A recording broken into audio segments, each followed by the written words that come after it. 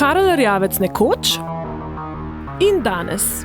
Že desetletja ga predvsem poznamo kot politika, ki je znal odlično vijugati med različnimi vladami. Znal pa je tudi dvigniti prah s kakšno izjavo. Sem tudi včasih sam poskrbel za to, da se kaj napisalo v meni. Ker je tako v politiki, če se napiše v tebi, imaš manj možnosti za uspeh. Ena najbolj takih je tista, ki sem vprašal, če veste, kaj ima ta Janša pa Pahor skupenega. Je Karla Erjavca. In se spomnim, takrat kamermanom je kar malo kamera, kakšen dol padla. A Karel Erjavec seveda ni samo to, ampak Karel Erjavec je večplastna oseba. Je politik, je diplomiran pravnik, je športnik, je slikar, tudi zabavljač na nek način. Karel Erjavec je tudi legenda starejše generacije, legenda upokojencev. Vmes je omenil, da je športnik. In ko reče športnik, res misli športnik. Hodim še vedno teč v hribe, smučam, tenis igram. S psom sem se tudi veliko sprehajal pa ukvarjal.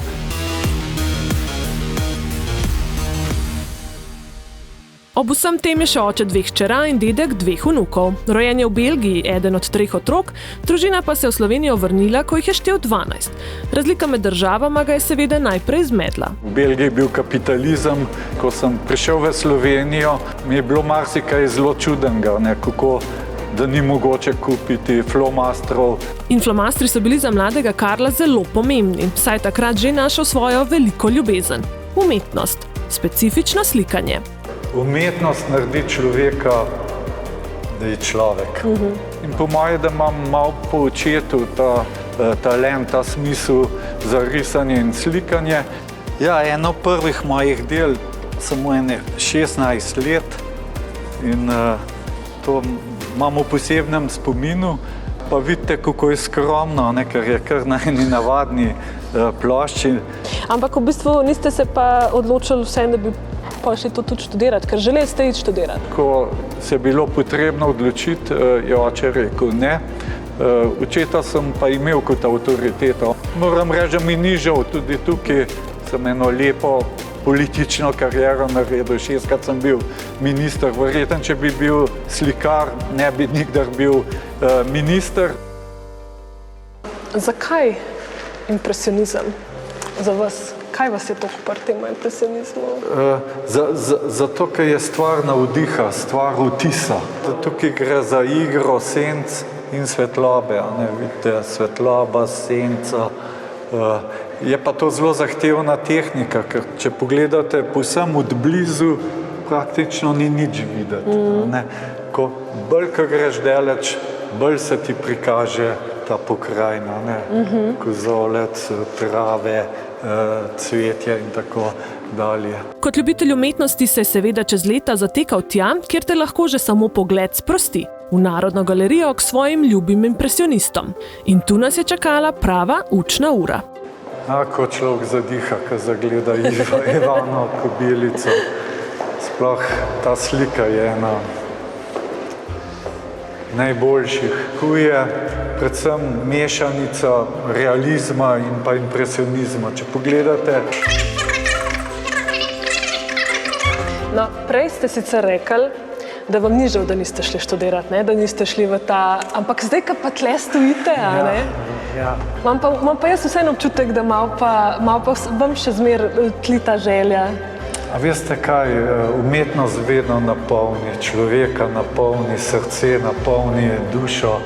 Ljubezen gre tako globoko, da je pred leti z galerijo združil moči in impresioniste popeljal v francosko prestolnico. To je bilo sploh prvič v zgodovini, da so slovenski impresionisti bili predstavljeni v Parizu, to je Petit Palais. In takrat je bila tudi predsednica Alenka Bratušek, ko smo odprli to razstavo. No, čeprav vsa ta ljubezen seveda še tli v njem, je vseeno politika v ospredju. Spoznali ste ogromno različnih ljudi, Sem videla fotografije, eno od teh je bila tudi Angelina Jolie. Ona je tudi zelo dejavna v Organizaciji Združenih narodov. Na hodniku so se nekako srečala.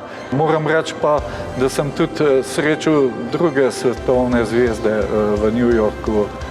Michaela Douglasa, To je bil pa na ključe, ker se je zaletel v šefico kabineta in pogledamo in zagledamo Michaela Douglasa. To je pa belgijski obrambni minister.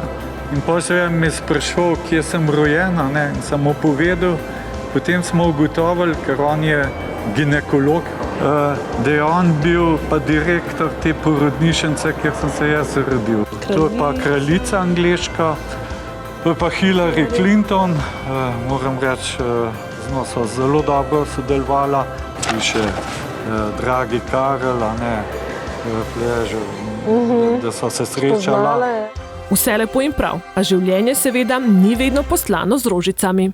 Vi morate vedeti, jaz sem tam bil pač sin rudarja. Moj oče je bil rudar, je kopal 2000 metrov globoko. Moram reči, da je bila sirena, smo bili vsi prestrašeni, čigav oče je vstal v jami k sreču. Moj je vedno prišel ven iz jame, ampak ta občutek za eno socialno varnost, za eno dostojno življenje, to sem pa vedno nosil v sebi. In tudi, če bil slikar, po moje, bi ta čustva poskušal tudi skozi slikanje izraziti. Tako sem pa pač postal politik, a ne. Politika je tudi ena vrsta umetnosti.